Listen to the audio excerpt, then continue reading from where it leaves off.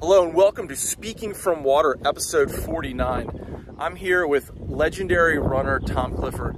Tom has been a staple of this community for 20 years, and I've had the honor to know him for that long. We started our relationship on I guess it was triathlons, and I said, who is this guy and where did he come from? And over the next 20 years, kind of a weirdo guy, right? And we're not by the water. Yeah, we're not by the water at this moment. And for those listening, you can see we're on the UNCW track. We just met at the beach, but the wind is bumping out of the north, and it was just not going to be conducive to the podcast. But we're going to start walking, and we're going to start talking, and let's see how far we go, and let's begin the conversation. Can we run? I'm in flip-flops, so I think a level 2 pace might be good for me. But but Tom, I know Tom could run and talk well at the same time.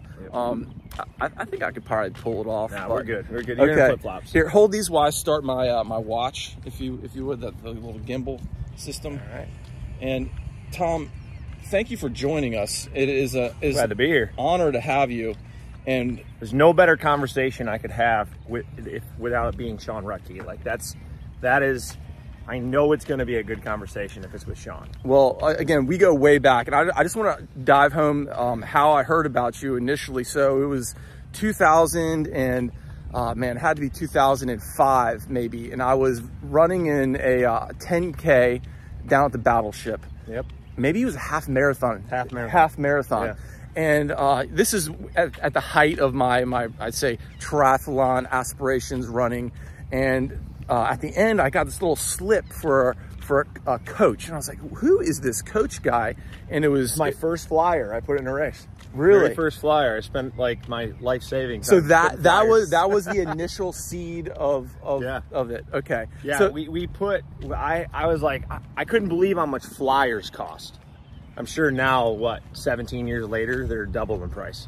Yeah. But like just getting 500 flyers and put them in the race packet, it was like, I have to put this much money into my business initially. I mean, it wasn't even that much, but like at the time, you know, I was 23 years old. So, you know, it was one of those things where I'm going to put the flyer in and hope that I place in the top 3.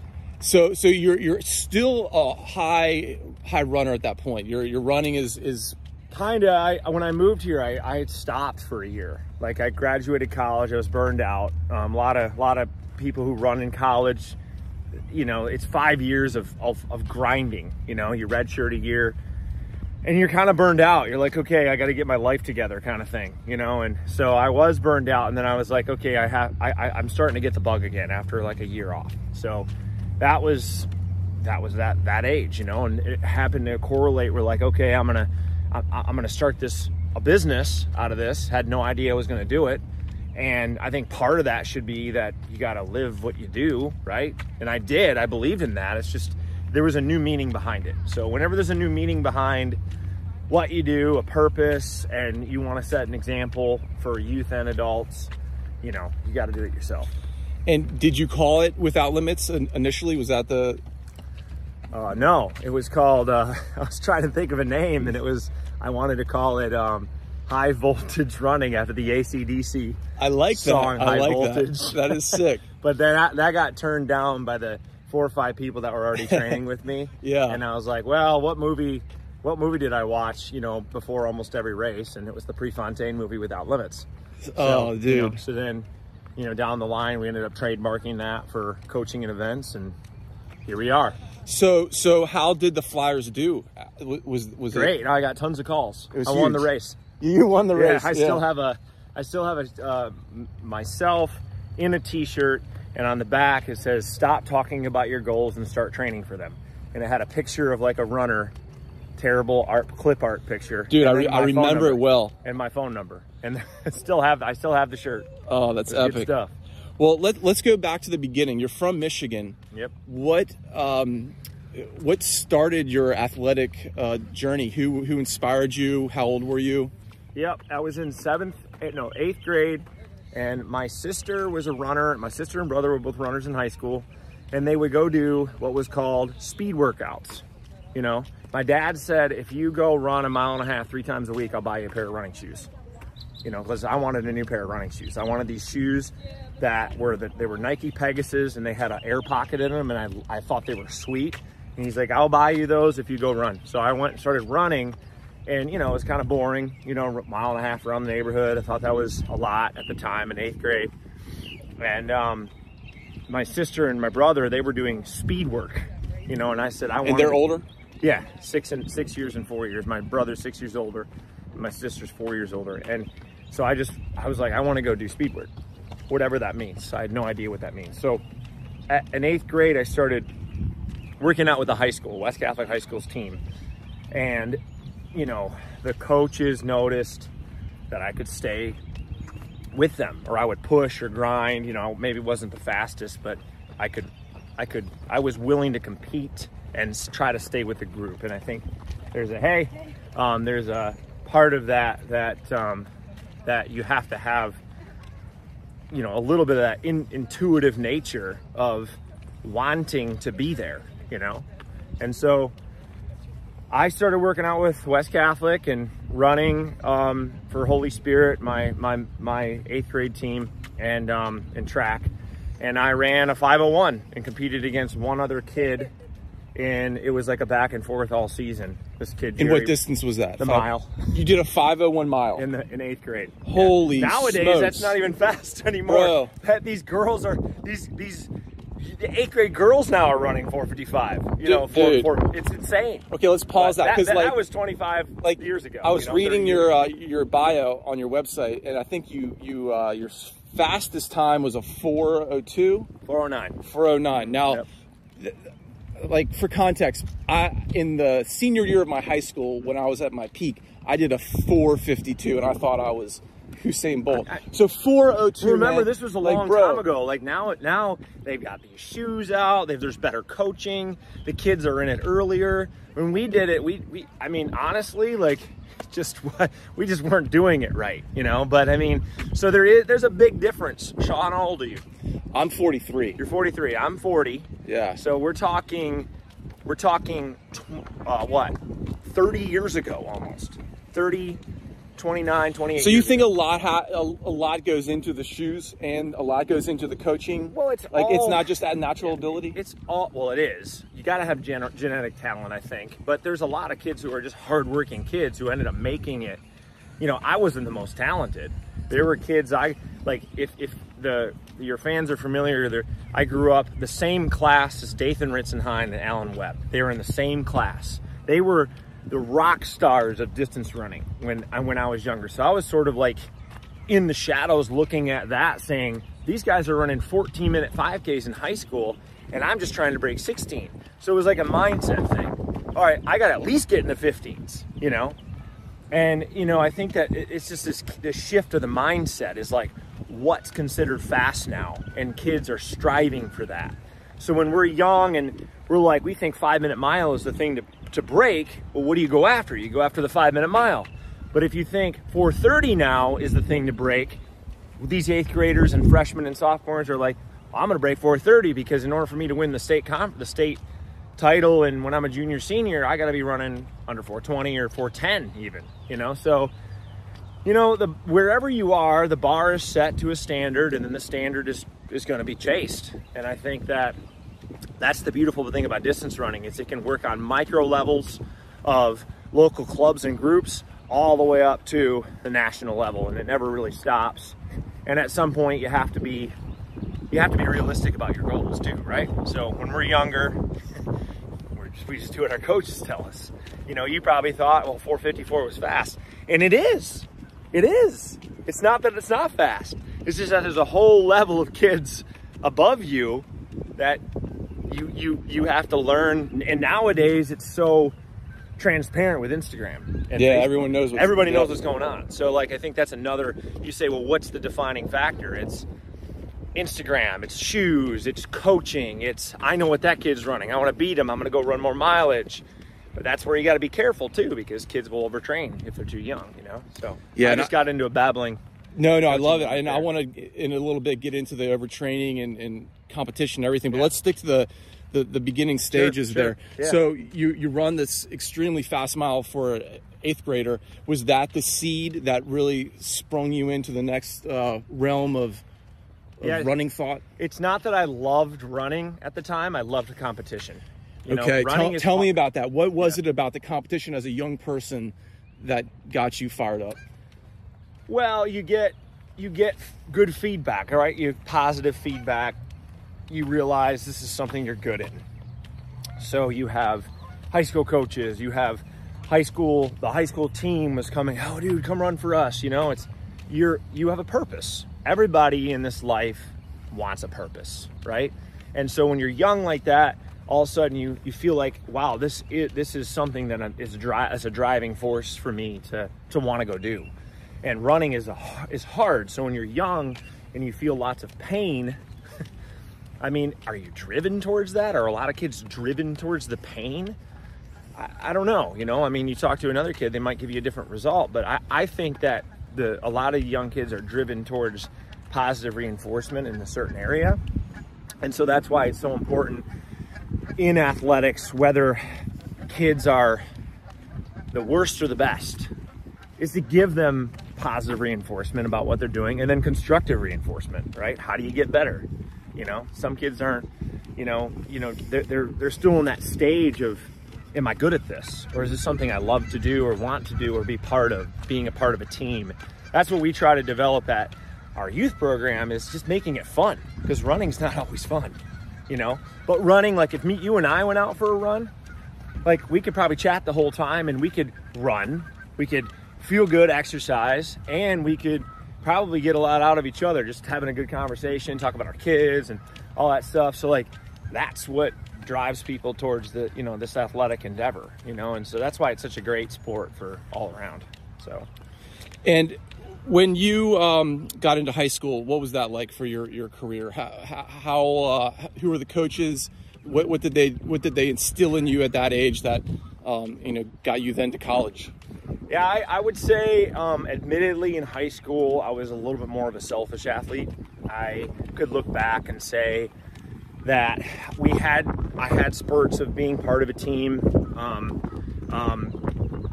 but I was one of the top kids as a freshman. And if the coach was sort of on his way out there. He's like a legend at West Catholic. By the time I was a senior, my dad and another guy, Dennis Scully, they sort of took over and were like, this is what you're going to do. And that's really what I needed. I didn't need to be the driving force of my training in high school. I didn't know enough. But that's what I wanted to do. I was more like, do I really want to do this? I had years that I stunk because I wasn't willing to put the work in, wasn't disciplined enough, dedicated enough, a little too cocky. And I paid the price, because when I went to state meet when I was a junior, I got 130th place. And you didn't like that? Oh no, I needed that, because I was like, I just want to get back to state because I want to be on the stage. But then when you go to the stage, because I went as a freshman, I missed as a sophomore, went back as a junior. When you get on the stage and you realize you're a nobody in the middle of the pack, you're gonna kick yourself in the ass and say, okay, no. If I'm gonna do this, I'm gonna be better than that, So when I was a senior, the attitude, a lot of the things changed. Maturity kicked in. I was like, I'm gonna do this. I'm gonna be a leader on my team. And I ended up getting 4th at the state the next year. Wow. And running 15:48 as a senior. And then ran 4:22 in the miles in track. I started getting to the point of, hey, let's get together here. Let's get this together. Let's do what I'm supposed to do, not necessarily what I want to do, and not necessarily what my ego wants me to do. Right? It's starting to shut that ego out. So what were the things you did? Like, I would get up 3 days a week and run 3 miles to 4 miles in the morning in Michigan. It's 2 degrees outside. A all-state University of Michigan wrestler, who was one of my best friends, he would drive over to my house and we'd go for a run. I'd kick his ass, he'd kick mine. We knew we were getting up, but I mean, it'd be freezing. The last thing you wanted to do was get up and run. So I did morning runs 3 days a week. I did structured workouts. I stuck to the routine, lots of plyometrics. It was just a shift, almost like when you see, like, you remember in Rocky when he got real cocky and he was like, all the cameras were around him on the stage, you know, remember that? Yep. And then all of a sudden, then he goes out to like the middle of Russia and like goes into a shack and trains. Yep. Like that was like the shift. If I could put a picture on it, it was like, hey, I'm a good runner, da da da. No, you're not. You suck. Get over here and do this. God, it sounds so important. It's just, sometimes you have to just, somebody's got to tell you, you need to do better. Do better or you will not be better, you know? And it's, and I still, to the day, I mean, I did my best, but there were still levels and levels and levels of kids above me. When I ran 15:48 at state, I think Ritzenhein ran like 14:20. I mean, he was like the star, you know? So you can do all the work in the world, still not going to be the star, you know? But you can do it for yourself and do it for your team and do it for your future, you know? And so, and it ended up being my future, my coaching future, you know? It all was instilled of, this is hard work. This is what it takes, you know? So. But back to your wrestling friend, speak to the accountability of the getting up early with the other person. We still talk about it. His name's Tony Gregorczyk. And when I was a sophomore in high school, I actually got up on a morning run and I got jumped. I got the shit beat out of me on a run. I had my Walkman on and these guys were behind a bush and they were drunk and they were college and they blindside tackled me. Up from the night before, probably. Yeah, so my dad, post heart attack, my dad had a heart attack when he was in his mid-40s. Kind of instilled the running in us, which is why we all became runners, because we had to change our lifestyle. Again, one of those shifts of eating Kentucky Fried Chicken every day to, no, you're all gonna run, we're gonna eat healthy, we're gonna change our lifestyle. So that was a big thing for our family. But he started getting up and he's like, I'm not doing this. So, you know, I started running again and I wasn't afraid when I was a senior, but you know, when you get your ass kicked, it's kind of, yeah, you never forget humbling. that. You don't forget that, you know, and you know, so Tony got up and it was good for him, it was good for me, you know, and so when we finally got to our senior year, you know, we just became really good friends because we did that, you know, and I could call him right now and be like, dude, remember those morning runs? You know, he'd be like, yeah, man, into a low voice, you know, he lives in Chicago now. So yeah, man, those were huge. And that's, it's funny that as I'm sitting here talking about that, but that's kind of our adult program, you know? And I was going to go there next. Yeah. The people who sign up for your adult program, they get there in the dark and they pretty much finish in the dark in the wintertime. And that's super hard for people to do. Currently I'm on a program where I'm getting up at 4:30 and swimming, and I wouldn't do that unless my buddy, I didn't think he was going to be in the parking lot waiting for me. You know, I could just easily hit that alarm button and go back in. But yeah, having training people is key. So your college career, tell us more about the college years and the events, the aspirations. Mm-hmm. College was a game changer. I went to Eastern Michigan. It was culture. Running was culture there. Like it just another big shift, right? The very first run I ever went on was with my team, and I was dead last on a 10-mile easy day by a mile. Like a wake-up call, big time. Summer training that I did that summer was not enough to keep up with the Eastern Michigan team. We ran this loop called Gallup Park, which goes to Ann Arbor and back. And I mean, coach had to wait for me on the bike. I think he regretted the recruitment at the time on that run. He's like, oh my God, did I recruit this guy? You know? But the story changes like three months later, where, you know, the guys on the team were real supportive. They liked me. I was a team player. But I legitimately remember asking some of my teammates, like, you know, how do I do changes? Oh, dude, don't worry about it, man. Just to stick in it, stay with it, stay at practice, and, you know, eventually, you know, you're going to catch back up. You're going to catch up. So 3 months later, we're doing a 4-mile tempo run on the track at Reinerson Stadium in Ypsilanti. And we go through the 5K in 15:35. Through in a tempo.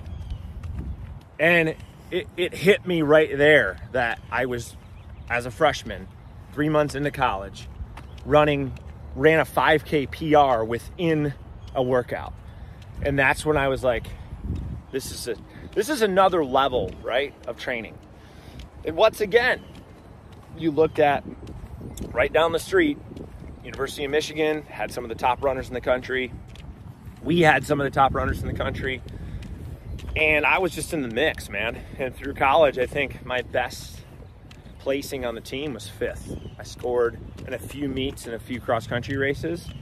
And that was my place, but I ended up being a captain. So, you know, that was my place, was to be a scorer when I could be and a captain. And there were guys who were super duper talented that worked hard. And college was the bonding experience with running, but it was very difficult to manage school, to stay, you know, wanting to grind pretty much the entire year from August through May.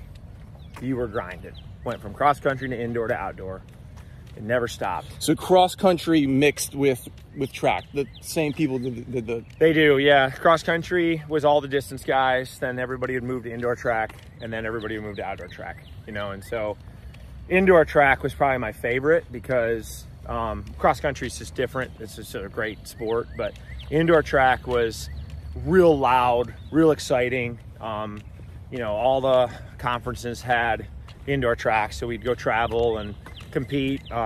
You know, and there was a lot of camaraderie indoors because it was more close quarters. Outdoor track, you know, like we're talking right now, we're walking quarter miles. It's huge, you know, you got teams scattered all over the place. It's not quite as loud, but you know, that was the experience. We had a great team. We had a very close team. We'd go out and party. We'd travel together. We would do relay races across the state of Michigan. We made it fun. That's what I remember about my college experience, how fun it was. I could talk to all my teammates right now on a text thread, and we would tell stories all day long about college running. And yeah. Beautiful. And what were you studying? Phys ed and science. I wanted to be a teacher, and I liked science and I liked PE. So I kind of do that now. Yeah, you do. Yeah. If I were to go back, I would take business. Mm-hmm. I spent a lot of the first years trying to figure out business here. You know, I'm sure you could probably attest to that too, just learning the ins and outs of taxes and business. Still and learning. Accounting. Right. Right. But I mean, when I first started, I was like writing stuff in a notebook, like trying to record my expenses. Like, I mean, you know, I didn't know I was going to do any of this in college. So, and you know, when I graduated, we were in a deep recession in 2006 or 7. Yep. And I think 2008 was when it hit. Yeah, hard. 2008. Yep. Yeah, and there were just no jobs. There were no teaching jobs. You know, and that was sort of the inspiration to do what I wanted to do and figure it out. And I moved, you know, 850 miles away from Michigan, and I didn't want to fail. You know. Yeah. Well, tell us about that decision and how you went from Michigan to here in Wilmington. It's such a distance, and how'd you figure it all out? What was your inspiration there? Buddy of mine, Tim, was in the Coast Guard here, and he just told me to come down and visit. You know, and that was pretty much the selling point. I was 22, and I could do whatever I wanted to. And you're 22, and it's 2006 or 7 or 8? Yeah, 6. I moved here in August of 2006. So, and it was just more of a change. I couldn't believe I could move out of the state of Michigan. Like, that's where I grew up. That was your world, right? Yeah. That's my world. But now, it was the best decision ever. I mean, North Carolina is just a state that is exploding in commerce and in tourism, and it's just Wilmington's. Look at what's happened in Wilmington. Oh, it's insane. Years, you know, 17 years is. So were you Annette, your wife? Were you with her at this point? We were together, but you know, we began to separate a little bit. You know, she lived there, I lived here. And, you know, that doesn't work. Oh, really? So yeah. She didn't come with you? No, you moved. Yeah, and you're like, hey, it took about a year and a half to 2 years. Holy moly, yeah. I didn't know that. Yeah, so it was kind of a tough time because like I was living the Wilmington life. And she's still in college. You're taking, this is your break period before the flyer at the race. That was about a year later. Okay. Where 2007 is when I started WL. So 2007. Okay, so when you first stepped foot in this town, what was your reaction? Like, what did you see? Where did you go? What was the first place at the beach you went to? Like, the first beach access I'll never forget. Walking on the south end. You want to know where my first experience was? Yeah. It was at the Carolina Beach, the north end of Carolina Beach. We drove a truck out there. No doubt. And that blew your mind. Blew my mind that you could drive a vehicle on the water.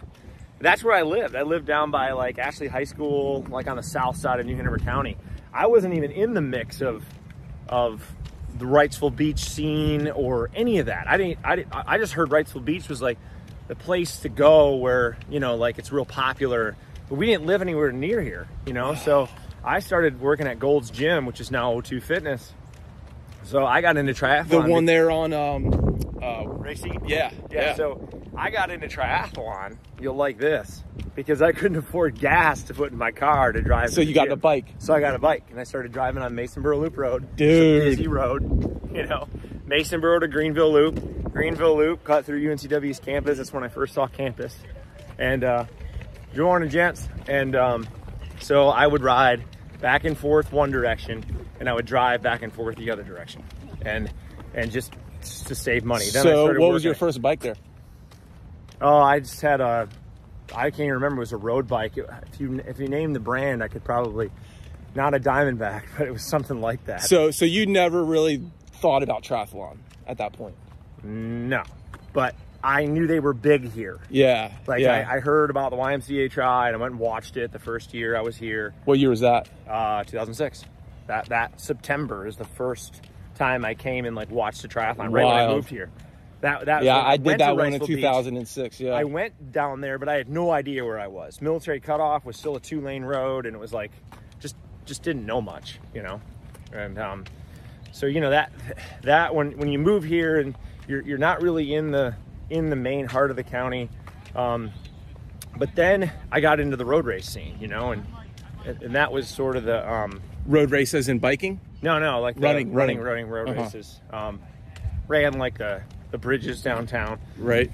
One of my first races, I think it was called the Historic Wilmington Foundation 5-miler, and everything was foreign to me here. I didn't know anything, you know. Just tried to do every road race I could just to kind of get my name out there in the personal training world, you know, because I was a personal trainer. So yeah, like, that was my first job. I hated it. In the gym. With you. Yeah. I'm not a gym guy. You're not a weight guy. I'm not a gym guy. No. Yeah. I'm not like an inside. Get me outside and let's do push-ups on the beach. Let's do running on the beach. Let's swim in the water. But inside the gym, no. But yeah. I did it, you know, because I had to work, you know. But I also met some of my first clients there, you know. So I mean, it all works out, you know. So for context, then after that first flyer race where I met you the following year, I think you came in so hot to that sprint triathlon. Yeah. Right? Like I think you might remember it differently than me, but I mean, go ahead and tell me how you remember. I remember Wistoff. He was hot at the time. Oh, yeah. He was doing, Matt Wistoff shouts out. Yep. He was a pro triathlete. Yep. And the best in this town. So I think he won it, but you weren't far behind. Well, here's the great thing. The first triathlon I ever did here was the Azalea Tri. Okay. Yeah, the one here where they do it in the pool. Yeah. Yeah. So the transition was right over here. We're actually behind it, right over there by the tennis courts. And I get in there, and I'm number one. Why am I number one in my first try? No idea. So I signed up and I put my 100-meter time in, you know, for the pool, and I put my best 100-meter time in because I swam in high school. So I thought it said put your best 100-meter in. So I did. I put in like 102, but I couldn't swim 102 for 300. Yeah. You know? Yeah. So they gave me number one, and all these guys, you know, that you could tell they're in the circuit. I have no idea who they are, but they're all looking like, who the hell is this guy? Scoping the bodies out for the swimming. Yeah. So then my heart rate went way So up. you started out with a sprint in the pool. Yes. Yeah. Yeah. So Gassed. I knew I was screwed at that point. I'm like, here we go. Here we go. I'm gonna get just wrecked in the pool, and my mind was already in the wrong place. But I'm like, I'm gonna catch them all on the run, you know. So I gassed myself so hard in the pool. Were you getting passed in the pool? I got passed twice, so I held on, okay. But then I got passed a ton on the bike because I didn't have aero bars or anything. I just got on my bike, you know? And I was probably, I don't know, 20th. And then I'm like, all right, let's go bust out at sub 16, you know? And I could barely break 18 because you already toasted. I'd never done a try. I didn't know how my legs were going to feel. Amazing, man. So this is like 2007, and so I did catch people. I think I got like 12th or 11th in the first try, and then I signed up for. I passed on the Boston Marathon to sign up for the White Lake Half instead. So I did my first half Ironman in White Lake.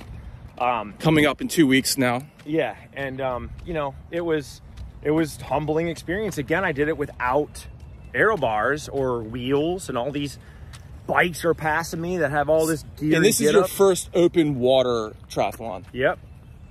And I got demolished in that too. How was that swim for you? Terrible. Yeah. Different. Swimming for me, I did swim 1 year in high school, but it was like the 50s and the 100s. Swimming took 2 years. Dave Sacco, you remember Dave Sacco? Oh, right? absolutely. Dave, Legend. Dave, awesome coach here, swim coach. Swam under Dave Allen. Yep. Dave's great.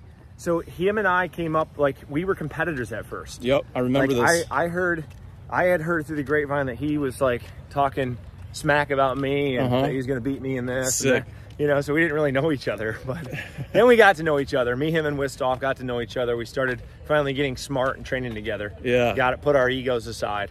And but Dave and I were like, okay, let's work together, right? So I'm going to help you with your run, and you're going to help me with my swim. And that's what we did. He helped me with my swim for like a couple months straight. I helped him with his run. I think he finally broke 16 in the 5K, which is big for him.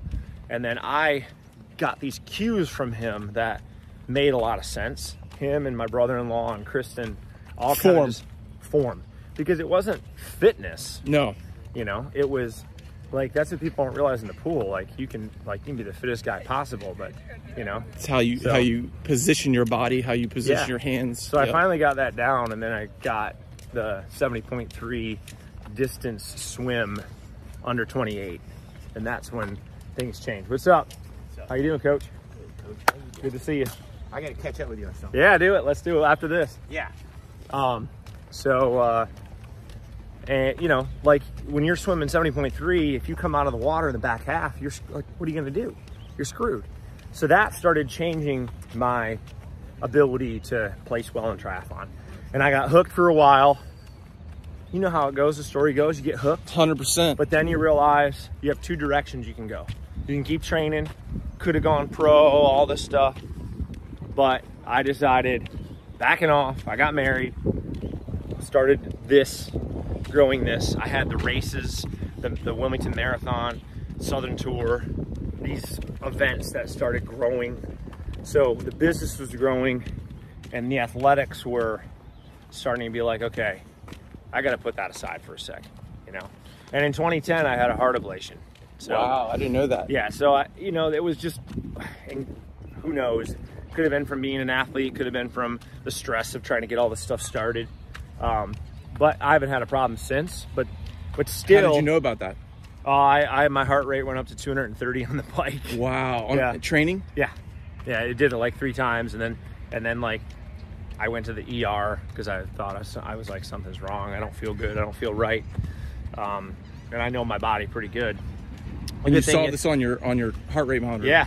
And Kristen Smith was with me, and she took my pulse and be like, dude, your pulse is all over the place. Like, you probably want to get this checked. But like during that period, that was like 2010 to 2012.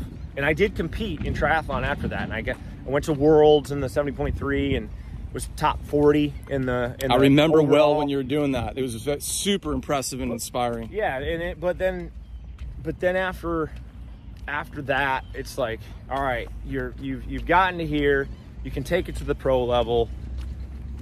but you can also focus on your business. Is this really going to make a difference? And that's where, you know, we started talking about having kids, and business and coaching people was like really where my passion was. It wasn't necessarily always training myself. You know, I wanted to coach other people. And so, yeah, the hiatus, you know, I took a break and then did more running again, and then came back to tries in the mid-2010s. That's when I got DQ'd in the half, remember? Tell me about that. When I came back to triathlon, the Ironman bought the Beach to Battleship here. Yes. And you know, our normal course, which you know, yep, is you swim from Blockade Runner or Hanover Seaside Club, and you swim straight to Sea Path. So in my eyes, like, well, nothing's changed. I didn't read the athlete guide. I didn't read anything. I just went and did the race I know to do, you know, because I'd done it before. And I swam right past a new turn buoy that they put in. And a jet ski came over to me and they're like, "You're off course, you know, like, get on course." So I'm like, "What? Off course? What are you talking about?" Like, you know, yeah. I kind of gave him like a, "What are you talking about, man?" Yeah. Like, they started me in the back, you know, because it was by age group. And the goggles are all foggy, sun's coming up, you know, you're sighting into the sun, there's waves, there's people, I'm swimming all over these people. And I get back in the jive, you know, in the funnel, and I finish, and I won the race. And then 2 hours later, I mean, I was stoked. I was on beer 2 at that Dock Street Oyster Bar downtown. And I get a call, they're like, "Are you Tom Clifford?" I'm like, "Yeah." He's like, "Yeah, this is one of the judges for the Ironman North Carolina, and we're gonna have to disqualify you." I'm like, "For what?" He's like, "You skipped the swim course." Dang. So I was like, "You got to be kidding me!" And so I like was looking up all these videos, and like they said, like, don't go around don't worry about the buoys, and they did, but they didn't backtrack on that. And so I went through a period of kind of like PO'd. I was a little pissed at myself, and you know, just at the situation, and I was like, okay, we're gonna go back and we're gonna do it again. And so the following year. So I went back, redemption, did it again, started first. It was one of those races where you dreamt about it. Like, you dreamt about like finishing the swim. But that summer fall was a weird summer. I went to see Tom Petty and the Heartbreakers live. And the day that we went to see Tom Petty and the Heartbreakers, I lost my first dog Cosmo. He's ran with him, all this stuff. He died that night. And then 2 months later, Tom Petty died before like the race. It was like, you know, I'm a huge Tom Petty fan. And the no joke, like, if people actually get to the point in this podcast where they really care about my life, but in the race, I get out of the water in first. I had the best swim of my life. And in the transition, they're playing "Here Comes My Girl" by Tom Petty. No way. So I'm like, no kidding. That had to be planned, you know? So then I get on the bike, and I'm on 421 north, you know, 26.8 miles an hour. I'm having a great bike ride. I just feeling it, dude. Everything's going good. Past an aid station, they're playing "Running Down a Dream." No way. No shit. No lie. Couldn't believe it. I'm like, this is weird. On the run, learning to fly, Tom Petty at an aid station. It's the most bizarre freaking thing, dude. And nobody was like coordinating this, I can tell you that, because nobody really knew like that story, you know, until afterwards I was able to tell it in that way. And I did like a 4:02. It was my best half, and ever, you know. Yeah, it was the last time I did. I did another half in Michigan just to try to come back in 2021 after COVID, but I just didn't. I wasn't like mentally, like, I didn't want to do it. So I did the race, but I didn't. Like, I knew I was sort of like, all right, it's time to hang it up for a while. But that 2016 race was 2016, 2017, whatever it was a one to remember. I got a newspaper article that says triathlete disqualified or local triathlete disqualified. God, it's great. It's a good story, you know? Yeah. And macro speaking on the concept of triathlon, for those, the uninitiated, you have a sprint, you have the Olympic distance, Yep. then you go to the half Ironman, and then the Ironman. And Yep. a lot of people are like, oh, well, aren't you always trying to get to be into the Ironman? And like when I was doing triathlon, I didn't really care much about anything past the sprint and Olympic distance, just because like I viewed my body and my attention span as one who just kind of like those fast events. Yes. Oh yeah. And those are actually in some ways are harder because you gotta goose that engine all the time. There's no room for error. Yeah. And those way less room for error. That was what I always commended Wistoff for.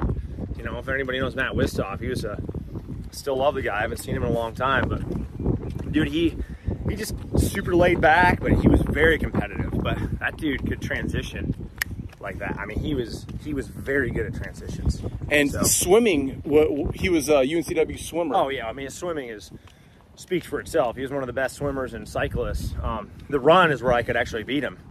And but still, he was a great runner. Yeah. But Wistoff, if he does listen to this, there's one Wrightsville Beach Try where he was leading and I was catching him. And dude, I got the worst side stitch under my ribs. Sounds like a terrible excuse, but like it was at Johnny Mercer's Pier and he was like 100 feet ahead of me and I was coming hot. And this stitch, it's like, he like told God to give me a stitch because it was debilitating. I could not catch him. I was like, no, damn it. I couldn't go, dude. It was just, I was like, I had to like open my abs and that was a sprint. Yeah. And you know why that happened? Probably because I was swimming as hard as I freaking possibly can and I was still a minute behind. Fatigued off that. Yeah. Yep. Yeah. While we're on the subject of Wistoff, I beat him one time in a peer-to-peer, a gray listing peer-to-peer, the first one. And I never swum so fast in my life to this day. I don't know what was in me, but I rank it as like my top athletic success to have beaten Wistoff in that race. Wistoff, you're the man. Love you much. He needs to get on this. He's on my list. He popped up on social media the other day after 4 years of dormancy. He was cross-country skiing in the mountains. Nice. Yeah. Good for him. So speak to that from like a coaching perspective, like how because I'm sure you get a lot of athletes that come to you and they're like, yeah, I want to do triathlon, and they might have goals. Like, how do you talk them through the concept of those distances and what their goals should be? And yeah, the goals are all set based on obviously what they've done in the past. But I mean, you know, the big thing is how many hours a week do you have to train? And that's where you start. That's where I start with an athlete. Because triathlon can be consuming to a person's life and it can affect family and relationships. It's going to do that anyway if you're training. But like, you got to really kind of balance it real big. And I'm big on family, as you know, and you got to find ways and say, okay, I can do 12 hours a week or 11 hours a week. And then we as coaches work around the hours, you know, and try to help them to not feel like this is this overwhelming thing that if I don't dedicate all this time to, I'm going to suck, you know? And, you know, it's a process, as you know. You got to race. You have to race a few times. You got to get into the sport. You got to do some sprints. Get to the starting line. You got to do some Olympics. You got to be healthy. You got to realize that, you know, doing 170.3, maybe it's just a bucket list item for you, but if you want to get good at it, you got to race a lot of them, you know, and it's a lot of dedication and they're expensive. So. And the higher you go in terms of distance, obviously, the more time you need to put in to the training. You know, if you're training for a marathon, you're going to be running a lot. Yeah, somewhat. Not always. It's where the distances are. Yeah, of course, at the elite level, yes. But remember, like a marathon, you could run and finish and do well in a marathon, you know, off of, I just had a girl break 3 hours off of 40 miles a week. That's not that much.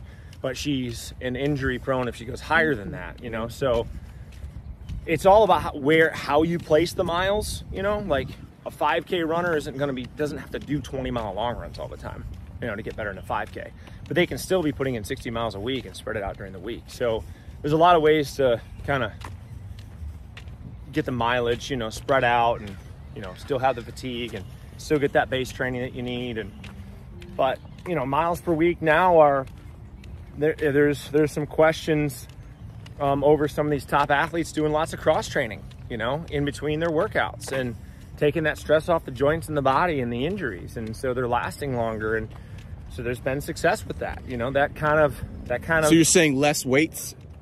No, I'm saying less running. Less running, Yeah. less volume. Yeah, it's just, there's like the top girl in the country right now, Parker Valby, I think her name is. And she's running like 30, 40 miles a week.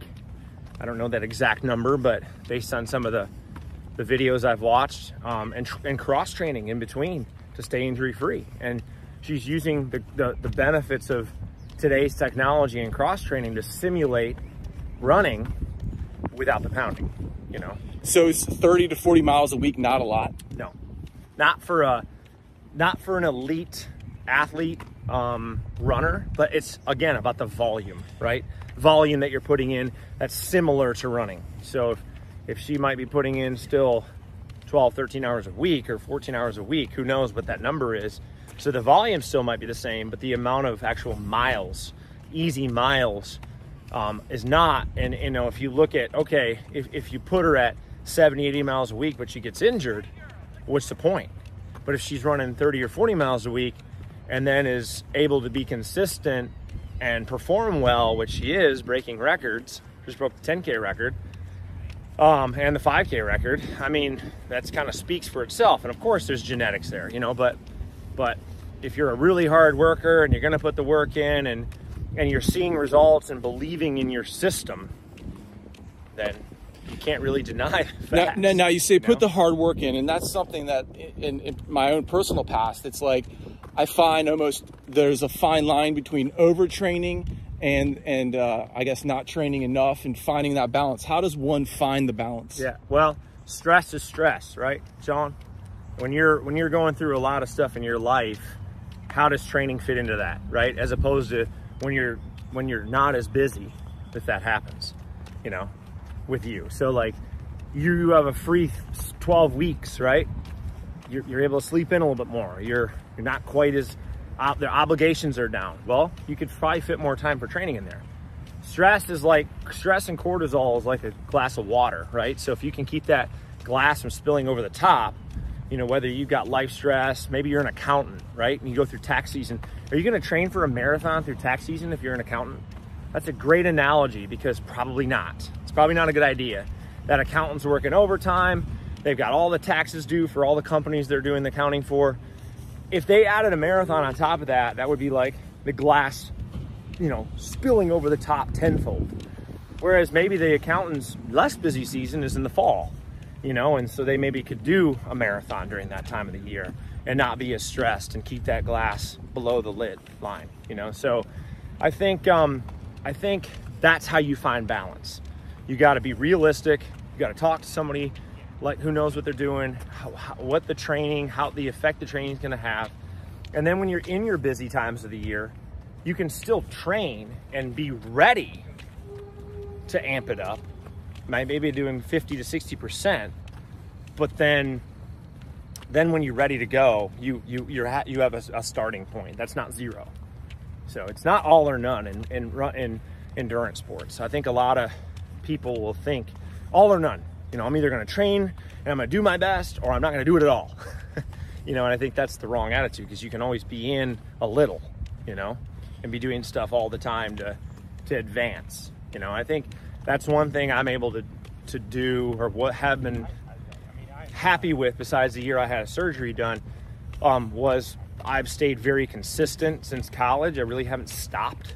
You know, I've always been trying to be in the sport, and I'm always doing some kind of challenge each year, and that's helped me stay in a place where fitness is able to be gained from a point that, you know, is it's like a starting point that you're kind of almost there, right? But in order to get that last 20, 30, 40%, that's where the hard training comes in. But I'm not coming from zero. Does that make sense? Yes, absolutely. Yeah. And you're almost keeping a maintenance level. Yeah, that's a good word for it, maintenance level. Except the year I had a bilateral sports hernia surgery. It was pretty bad. In 2020 was the year, of course, which is probably not a bad year because there were no events going on. But that's when I really had to start from scratch. I started after that surgery. I had to just do like a mile walk for 2 weeks and build up to running over time. How, you know, how is that for your ego? Because I've found when I'm injured and I can't do the things I'm doing, I have an identity crisis almost. So I'm like, am I the same guy? Who am I? Yeah.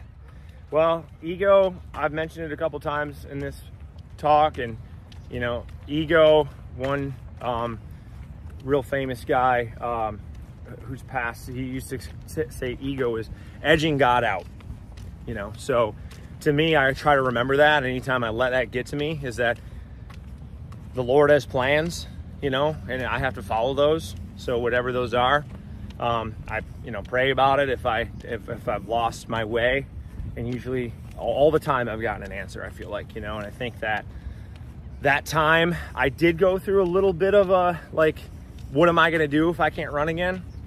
But I didn't. I really didn't. I really wasn't upset about that. I kind of came to, hey, look, I have so many of these things I can do. I have other hobbies. I have other things that I personally can do while coaching and instilling the help. But God had other plans. He gave me the ability to overcome this.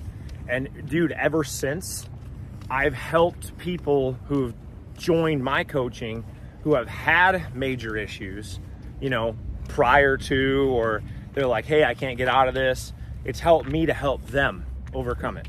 And a lot, and 99.999% have overcome it. I mean, there's probably somebody in there who's still working through some stuff, but that's the point, is that I had never gone through a big setback like that athletically, you know, and that was the first big setback. And I was able to overcome it. So it taught me a lot just about the rehab and the starting from scratch, and, you know, kind of how to get my diet back in check, you know, during that time. And so, yeah, man, I mean, everything happens for a reason, you know. I mean, I know it's a cliche term, but it really does. It's just hard for people in the moment to see it, but that's where you got to trust and have a little bit of faith. And then what do you say to the people who are your clients and who you might come across that they're in those tough spots and they might go down the wrong path of eating poorly, sleeping poorly, drinking, not doing the things they need to, you know, maybe these are coping mechanisms to mask the pain of the situation they're in. Like, yeah. How do you get them out of that hole? It's hard, but you have to do things that are going to advance your physical ability. And like drinking, I love going out and having beers, you know, I really enjoy it, but I know that it affects my sleep, it affects my ability to think straight, especially the next day.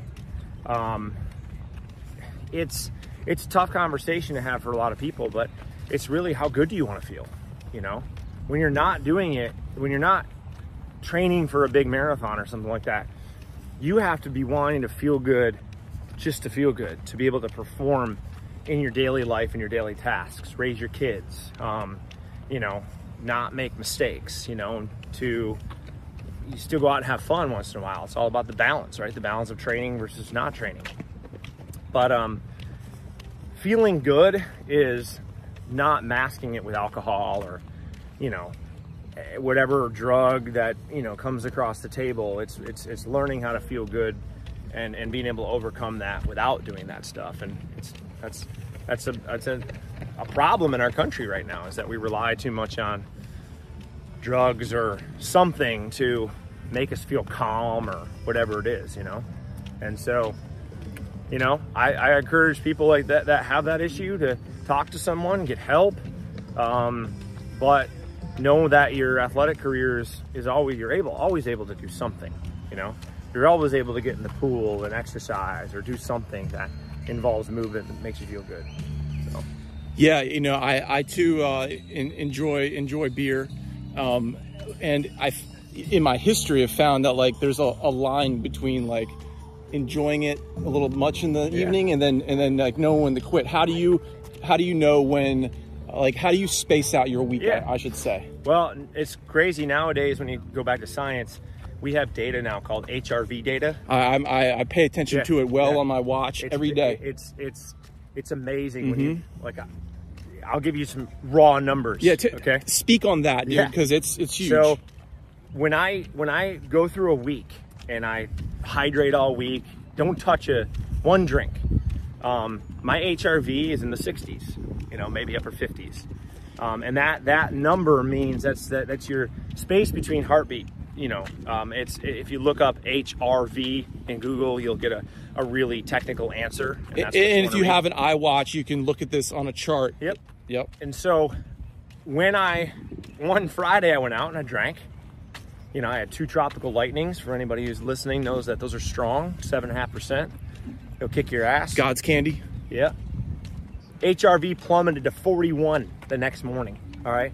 And that means that my body during sleep was under stress, was either fighting an infection or just overall did not have quality sleep. But it's showing my body was under distress while sleeping. And so therefore my recovery process and my ability for my brain, my body, and everything to recover was compromised.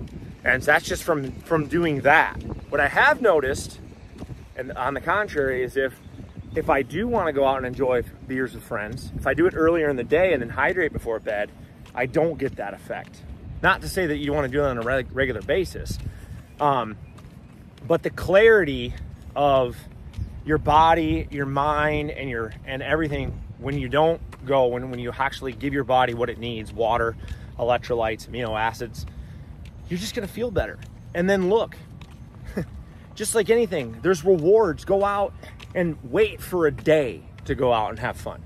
Like, plan it, because if it's a daily thing, it becomes not something that you can go out and look forward to, depending on where you stand on alcohol or anything. But it does take discipline. Everything in life takes discipline. Well, the minute you become undisciplined, it's because you've become you've dialed back your own expectations for what you really want to do. You've lowered your expectations. Your discipline goes down because you don't have goals anymore. You aren't willing to sacrifice this or that because your level, I don't want to use the word motivation because I don't like that word and I can tell you why. But your overall discipline, it's almost like, Sean, you go to the dentist, your teeth are great. You know, they're always great. You know that you haven't really been disciplined. Like, I'm brushing your teeth. You're like, I'm not going to brush my teeth anymore. Like, my teeth are always great, you know? But then one year you go to the dentist and they're like, dude, you got gingivitis, man. Like, your teeth look like shit, right? And you go back home and you're like, I better start flossing and brushing. And then all of a sudden, what do? You're disciplined before bed. Maybe you're not. Maybe you don't care. But most people are going to care. And you're going to floss. And you're going to get one of the $65 toothbrushes that knock all the shit off your teeth. And you become aware of something. It's almost like somebody who gets a heart attack in their 50s or 40s. What do? Life-changing event. That's what happened to my dad. But why wait for that? Figure out what you want to do today to become more disciplined. I'm not saying it's easy to stick to, but like, you got to wake up in the morning. If you have a marathon goal or a half marathon goal or a 5K goal, are you more willing to wake up at 5 o'clock to get your runs done, to get your strength done before the day starts?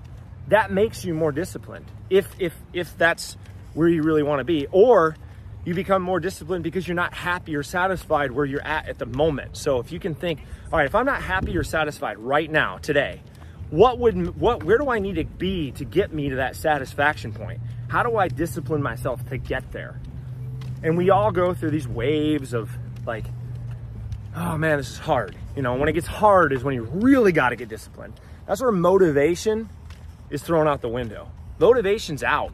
You can be sitting on the couch eating a bag of popcorn or eating a bag of potato chips and watch the Boston Marathon, and you can be motivated in the moment. Oh, I'm doing that next year, while you're nice and rested and feeling good. But then when you're in week 10 of the training, the motivation's gone, dude. You're tired, sore. You don't want to do it anymore. You know, but that's the line. That's where you become disciplined and say, this is where I have to do it. When the alarm goes off and maybe you did go out the night before, and what are you going to do? You know, jump in an ice bath and get your ass out there. Right? 100%. I've had that conversation with these guys over here. UNC Dub. Yep. So let's go back to the HRV and the sleeping. Did I just get off into a tangent? No, I love that tangent. That's a clip right there. That was good. That was real good. Because I personally I went through a period of poor sleep, and it totally affected me, and I got really dialed into like the sleeping thing. Tell us about your philosophy around sleep, the importance of sleep when it comes to recovery, but how that also too is a fine line, because you gotta be disciplined to go to bed early enough to get your full 7 to 8 hours, and then you also have to still wake up when that alarm goes off and do that practice that you need to do before work. So how? Still working on it, Sean. Yeah, it's hard. Yeah. Tell us. Well, I mean, I have a weird schedule. It's not the normal schedule. Like, I get home sometimes at 7:30. I eat, put my kids to bed, and then it's 8:30 already, and so I gotta go to bed. But sometimes I don't. Sometimes I stay up and I'll try to get more work done, and that's not the greatest habit. But sometimes I have to, and that's where the discipline comes in. But then I also know how well am I going to work at the end of the day as opposed to the beginning of the day. So when my brain is fresh, I've slept for 7, 8 hours, my productivity is going to be way higher in the morning. When I get up, fresh cup of coffee, I do some ketones once in a while, if you've heard of those, but they, are a fuel that helps fuel your brain a little bit better. And tell us more about that real quick. Yeah, ketones, you just look them up. I mean, they're something your body produces when you're in the starvation state, but you don't take them for that. You take them for more of this energy source that is beyond glucose and your normal energies that you get from food. So, but I'll take those once in a while when I have a big productivity day, and I have to tell myself at night, okay, are you going to be more productive if you wake up at 4 in the morning and have that all going when the house is quiet, you've slept for 6 to 7, 8 hours, or are you going to be more productive by trying to get work done at night? And so I usually choose the morning. Morning's going to be the more productive time, and so yeah, like you said, man, it takes discipline, and it takes wanting to do it, and part of, like, going back to the drinking, which again, like, I'm not saying anybody out there who, I'm not anti-drinking, I'm just anti-over-drinking, even though I like to go out and do it, and my college friends would be laughing at me right now, but when you go and you do too much of that, you don't think clearly. You don't want to get out of bed. Like, you're foggy when you wake up if you're like that. And you do it day after day, that shit lingers, It takes 2 to 3 days to get over drinking, And so the first 2 hours of your day are the most productive 2 hours you can have. So I like to get up early. Today I bypassed that and came here. And that's why I love this conversation, because I feel like I'm on, Yeah. No, you're killing it. But so what on a normal day, what time do you get up? Most of the day is 4 to 4:30. The days I don't have practice in the morning, 5 to 5:30, I like to get up. But sometimes, dude, I'm here. Everyone's human, right? I sometimes don't like to set an alarm. I'm like, no alarm today, not happening. Like, and if you do day after day after day after day, alarm, you'll burn out from that. You got to have days where you just don't, and you get to relax. And again, a day to look forward to, just like a vacation. Do you do that on the weekends? Not necessarily, no. Because like this weekend, I got to wake up early and help race Saturday morning, and then Sunday I got to wake up and run 21. It's just, that's my plan this weekend. So my discipline on Friday night, tonight, and tomorrow have to be on point so I can do those things. And it's life's a balancing act, right? You gotta balance what you want to do versus what you want to feel good doing. And sometimes what you want to do doesn't always want to make you feel good. Do you take naps during the day ever? I do. Yeah, I do 15 to 20 minute. There's an app I use called Endel, E-N-D-E-L. I paid for it. I like it because it has like these different like binaural beats, and it's crazy. the music and the sound puts you into like a subconscious state, and then when the sound changes, you come out of it naturally. You don't even need an alarm, even though I set one just in case. But you don't need an alarm. And we're going by the GCW track speaker here. And that was like sort of my what's going on with lane 8? Sort of my like come to Jesus, like holy cow, like this stuff beats and meditation, and we have so much technology today that we can utilize this stuff to get our minds rested a little bit. And dude, I mean, like if I do a 15 to 20 minute power nap in the middle of the day with like the binaural beats, I wake up and I feel like that productivity just went up the next hour or two, you know? And I think And are you going into a sleep mode during this time, or is it more of a meditative state? Just, yeah, it depends. How tired you are? Yeah, like if I'm really tired, I will fall asleep for that 15 or 17 minutes. But normally I'm in this weird like twitchy state. You ever had that before? You're like, all of a sudden you like feel like you're falling off a cliff, you twitch. Oh yeah, for sure, yeah. But like that'll happen during that, you know, where I'll kind of come in and out. But the point is your brain needs just as much rest as your body does. And then there's just this huge, you know, synchronization between the two, how you feel and when your brain's rested. So yeah, I love exploring all that stuff. Do I know everything about it? No. I'm always listening, trying to feed off information to help not only personal growth, but when people ask, you know, every runner, triathlete that we coach, it's not the training anymore that people are really not accustomed to, like it's been around for a long time. It's all this extra stuff, like how do I manage all of this? How do I get through things mentally? How do I talk to myself, you know?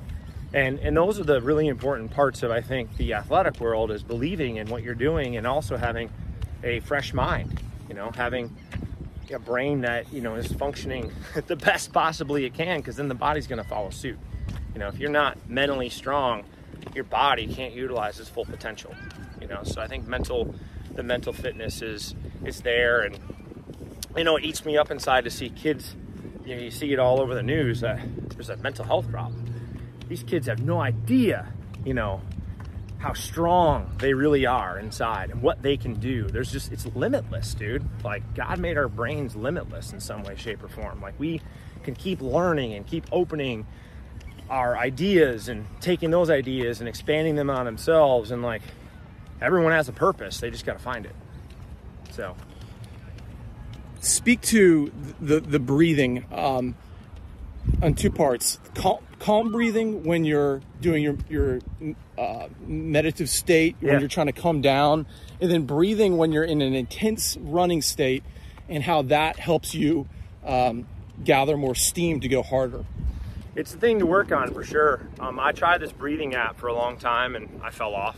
You know, there's only so many things you can do at once, because we talked about at the beginning of this.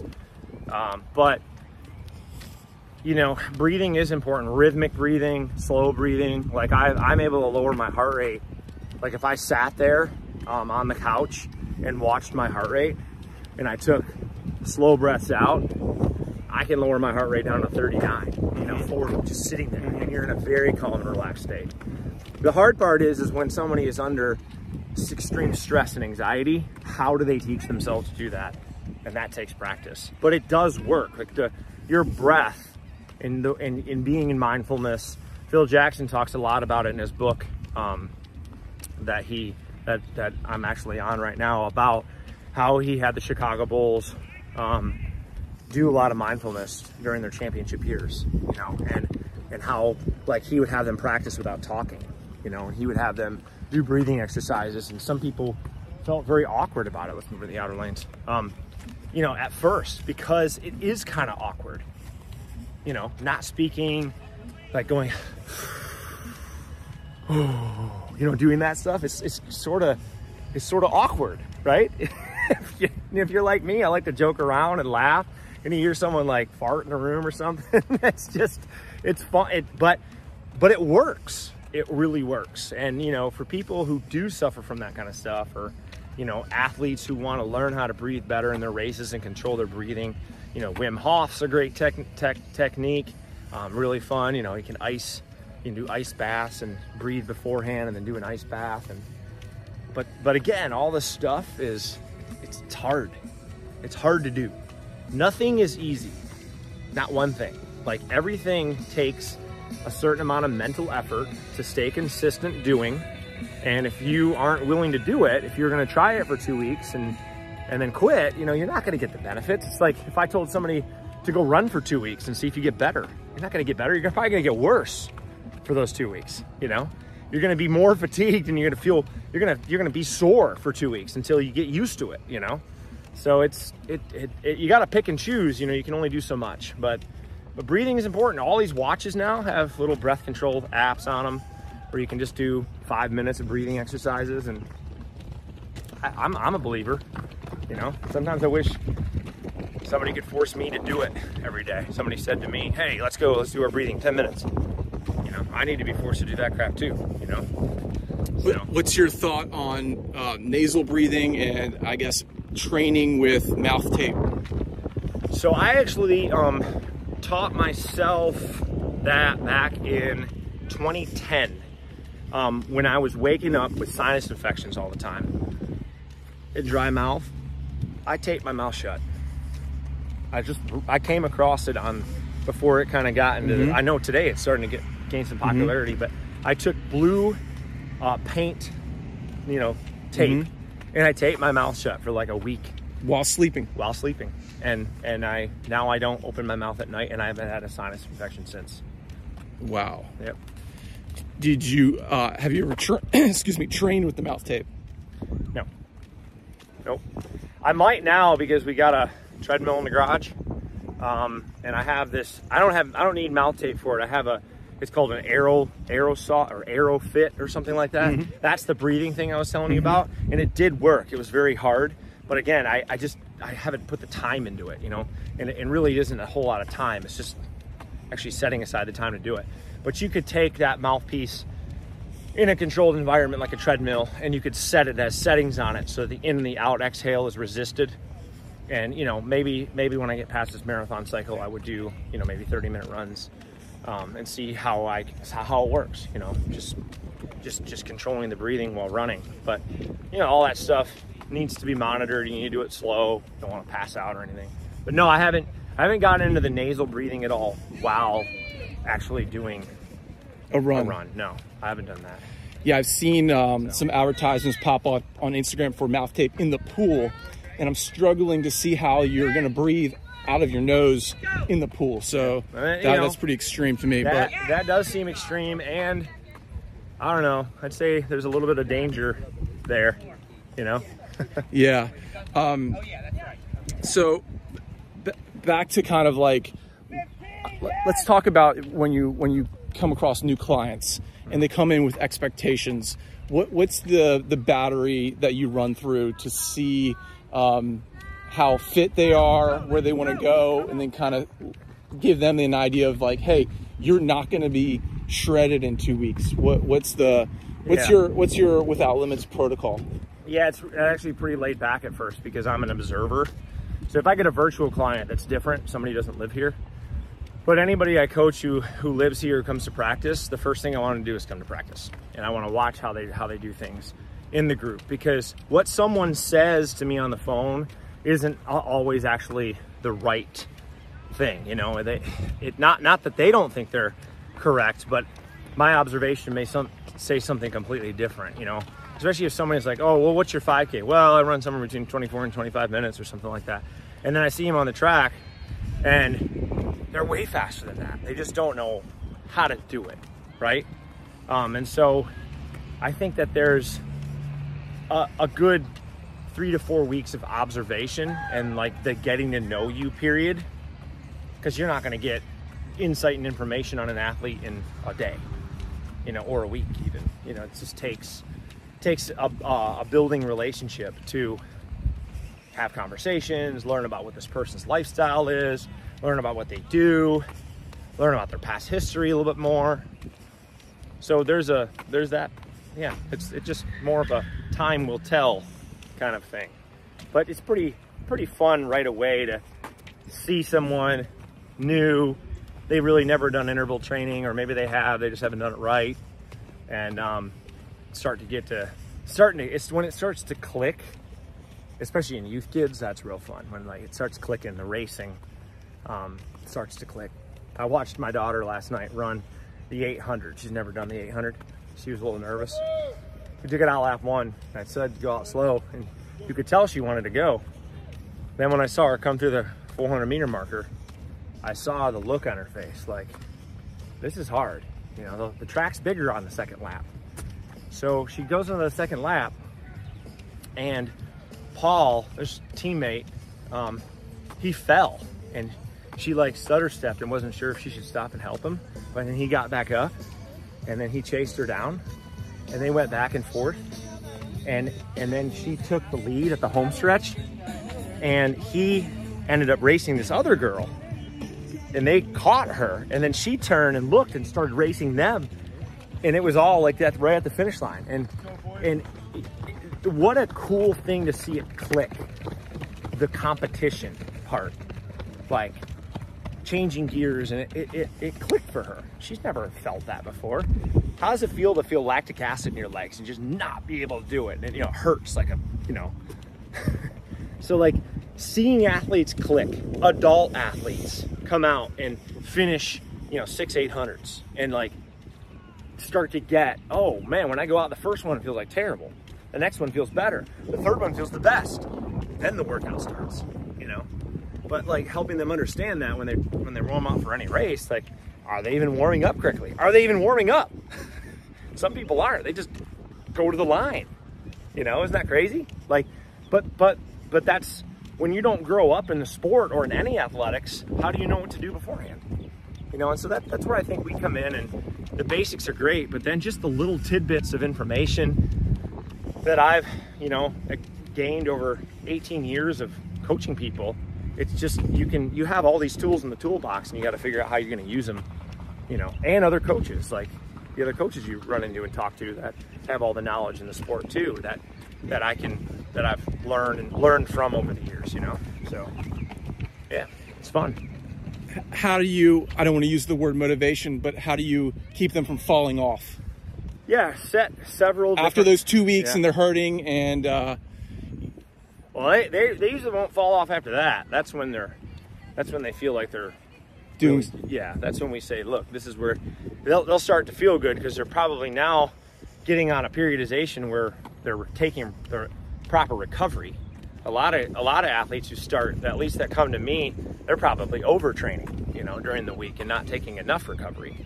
So I think the way we place the recovery within the program after hard weeks, they then see the benefits after a couple weeks of, oh wow, now I see when to rest, and I see when to go, and all these things, So I think the recovery is a big piece of it too, So you mentioned your daughter. How do you approach parenting and parenting athletes? I guess I'll say from my own perspective, like, I am a surfer. I want my kids to be surfers, but I find when I push them to be surfers, it goes the other direction. Right. But when I kind of hold back and just allow them to make their own decisions, like how do you approach that with running? Same. I don't really coach. I know, we're kind of that 8, 9, 10, 11. That is like the coaching phase of parenting before they start to really, do their own thing. But the coaching phase in parenting is different than coaching. I don't coach her. I mean, she goes to Brad and Ryan at practice.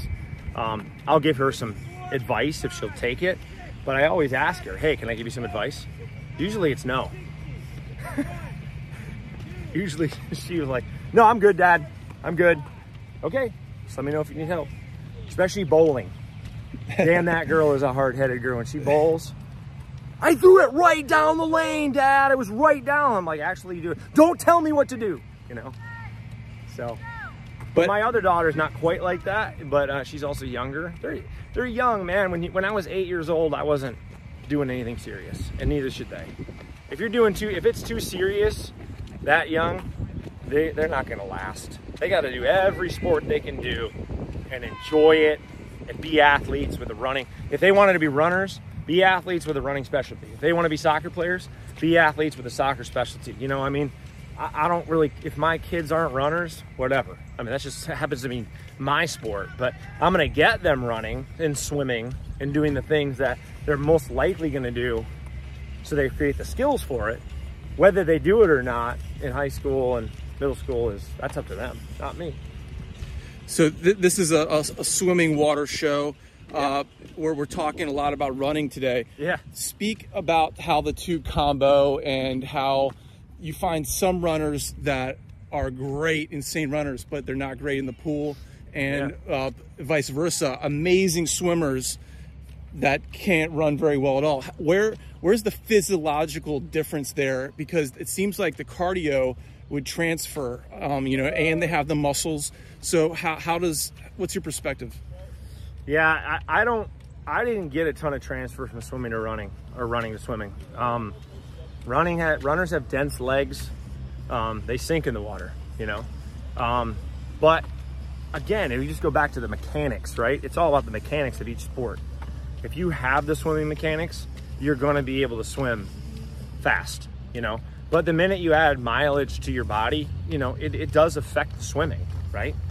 Like I saw it when I helped Matt and Dave. The faster they got on the track and the run, the more mileage they put in, the more it compromised the swim.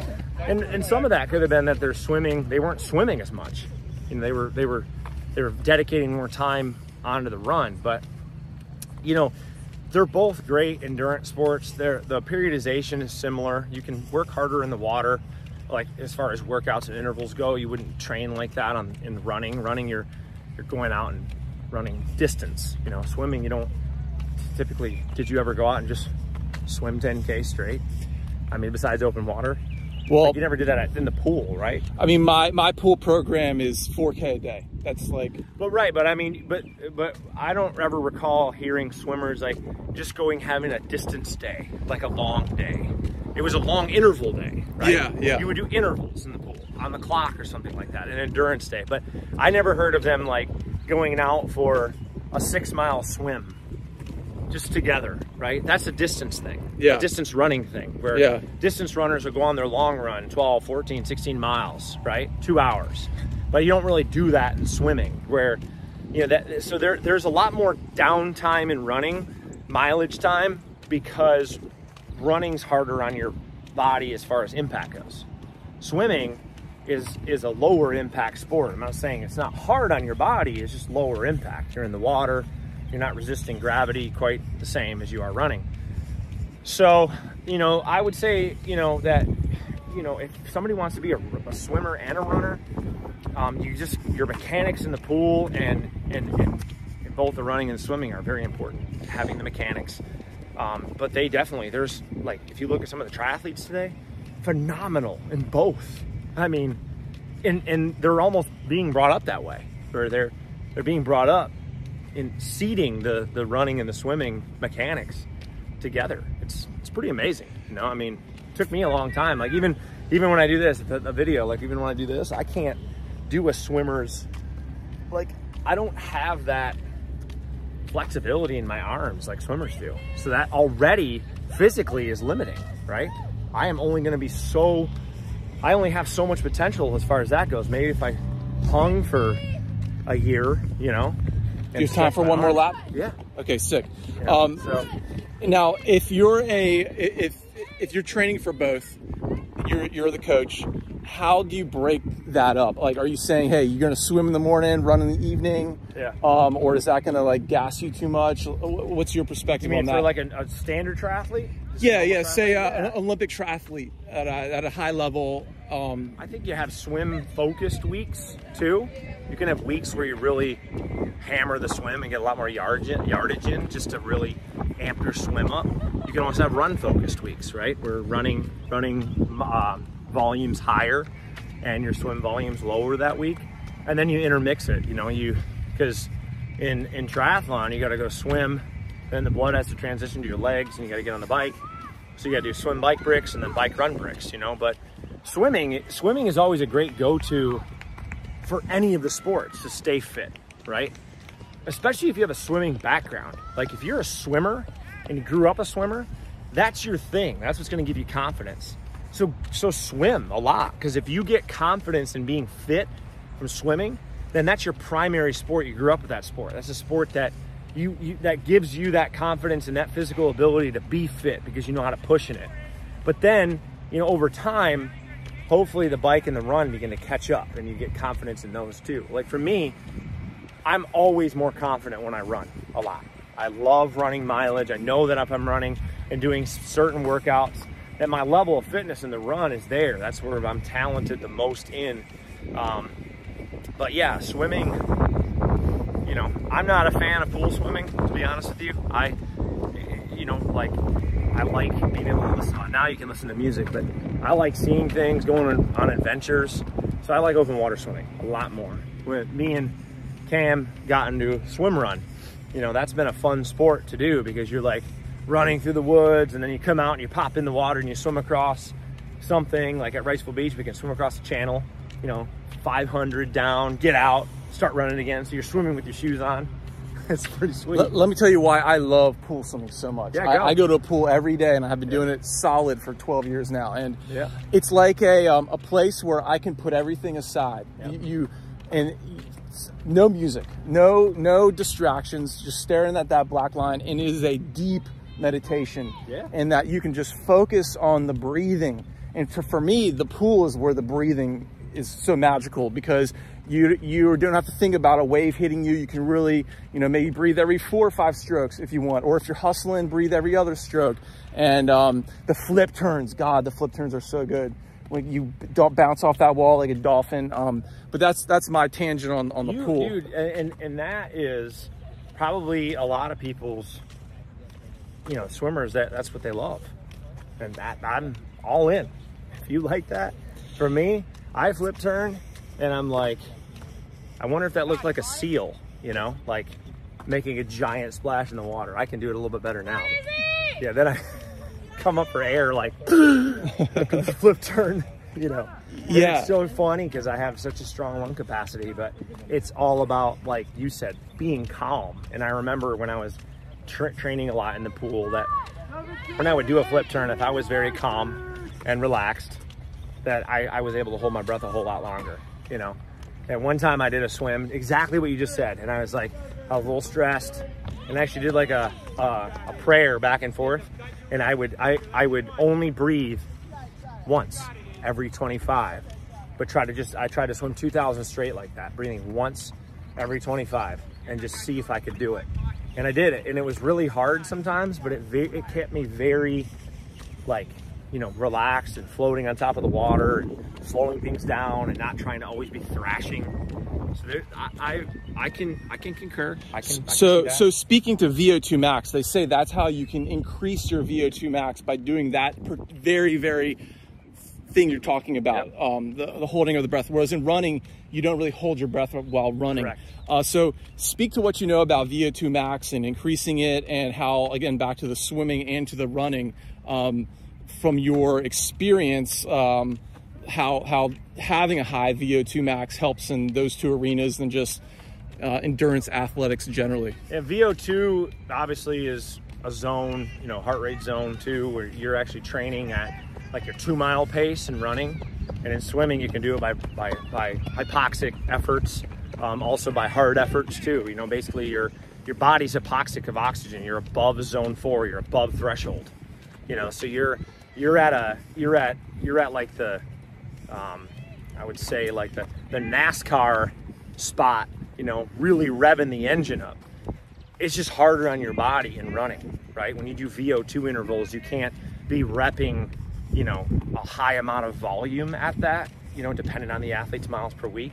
But you can get a huge advantage of doing VO2 type intervals over, you know, maybe at the peak part of your training, over like a 7-mile tempo run, which can be harder on your body repetitively than a VO2 can. Does that make sense? Yes. So you got to place those workouts right in your training plan. You got to place them where right when you start getting into the peak of the volume, like peak of your training cycle.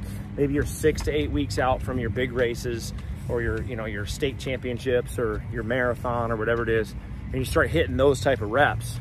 And yeah, they're harder on your body. They're gonna put more strain on your body. But that's how you increase it. And as you know, you can't hold that fitness year round.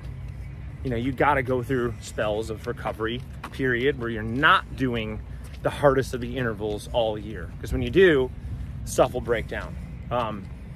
I don't know exactly how VO2 is increased, like what the protocol would be for hypoxic, you know, swimming, and how not necessarily. I would assume that would definitely help your oxygen, you know, to be able to, you know, hold your breath hold. I can't remember what it is now. It's called it was something I was working on where the amount of oxygen you can hold in your lungs, lung capacity, right?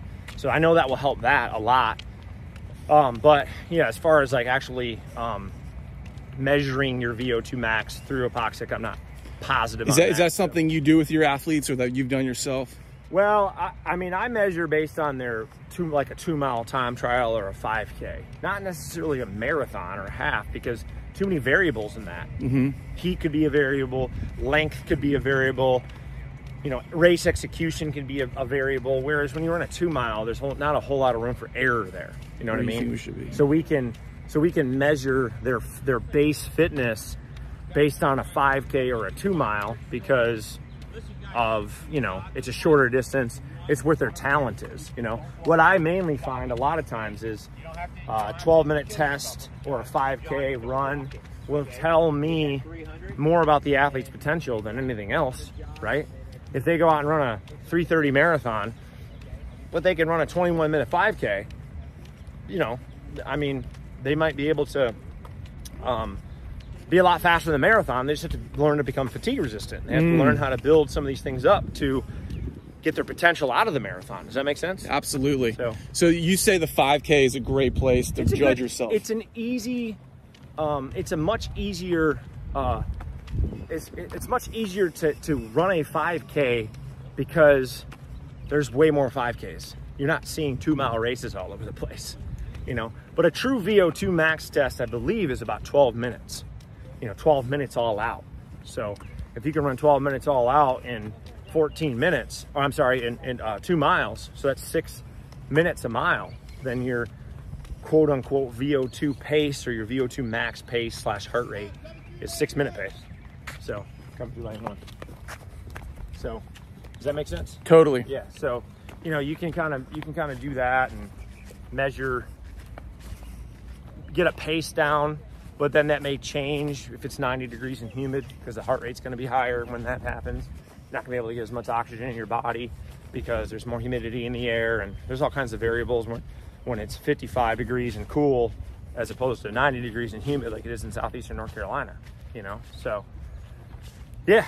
So it's all about kind of reading those, taking people through those cycles, microdosing them with intervals that are going to challenge their bodies, but not so much that, you know, they're going to overtrain or get hurt. That's the goal, right? Yeah.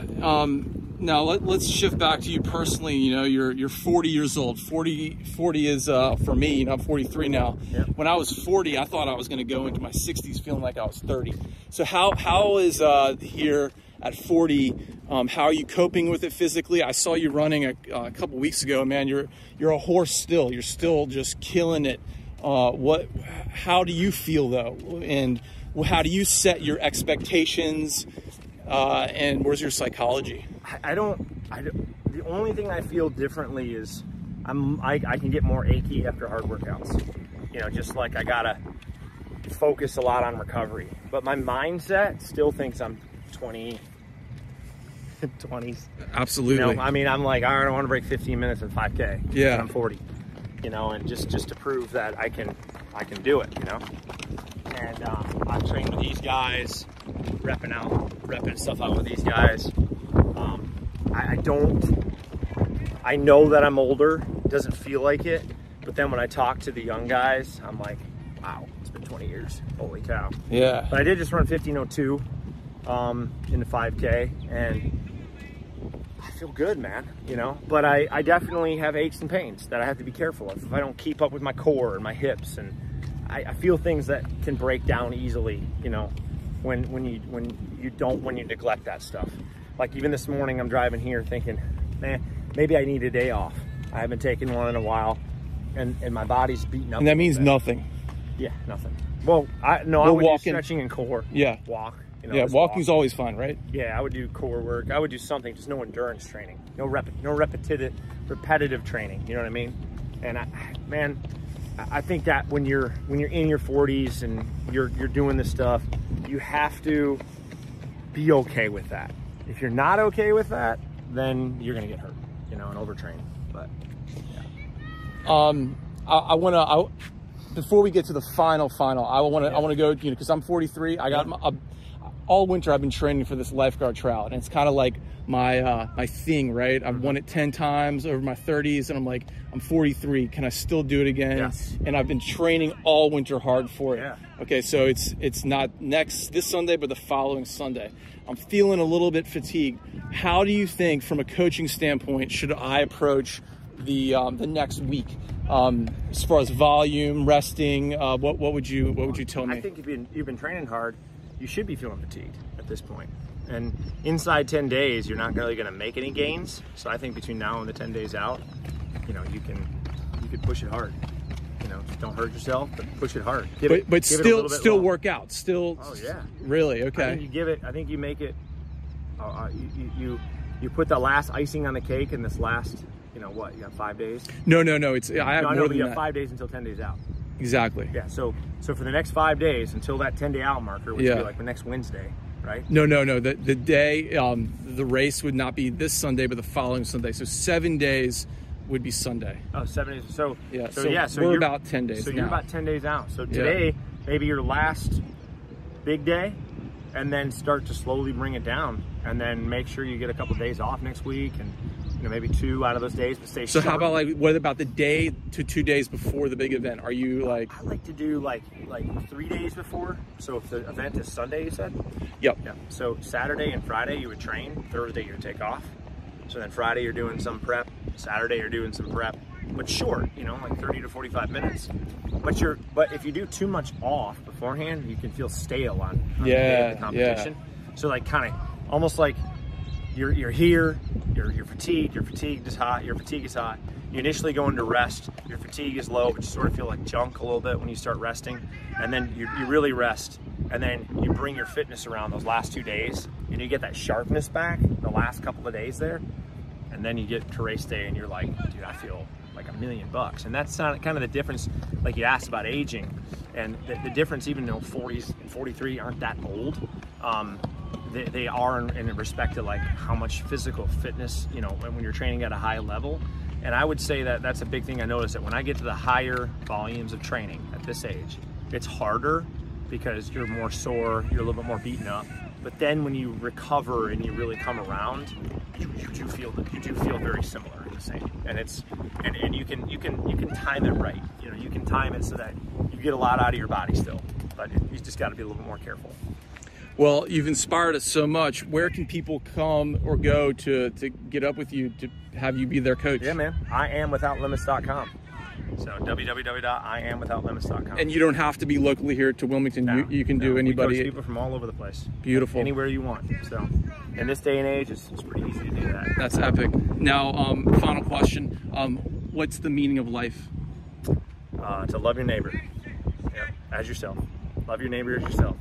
The good old, the good commandment that God gave us, you know. So I think that doing that makes life a lot you know, a lot more meaningful, and you know, love your family, but love your neighbor. Beautiful. That's episode 49, Speaking from Water, with the legendary Tom Clifford. Tom, thank you so much for joining us and spending this morning. Let's do a check. We've gone 4.68 miles. That's it? Yeah. Dang. Well, enable battery saver. See, my watch is telling me. Yeah. And that was a great time. Yeah, man. Awesome. Thanks for having me. Hope you all listened this far. Yeah, and thank you all for listening, and we'll see you next time. Peace.